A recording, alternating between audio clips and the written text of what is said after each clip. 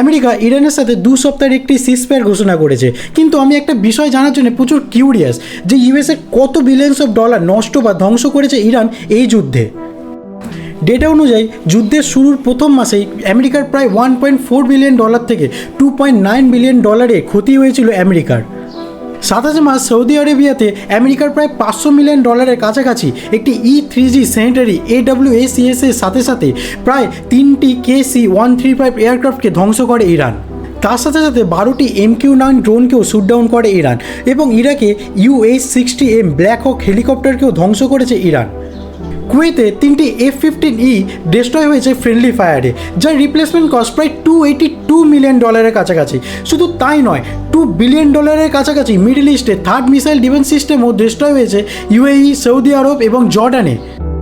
আমেরিকার মিডল ইস্টে সবথেকে মূল্যবান র্যাডার ধ্বংস করেছে ইরান, যার মূল্য $1 বিলিয়ন কাছাকাছি, এবং বিভিন্ন রিপোর্ট অনুযায়ী আমেরিকার প্রায় $5 বিলিয়ন অ্যাসেট নষ্ট হয়েছে এই যুদ্ধে।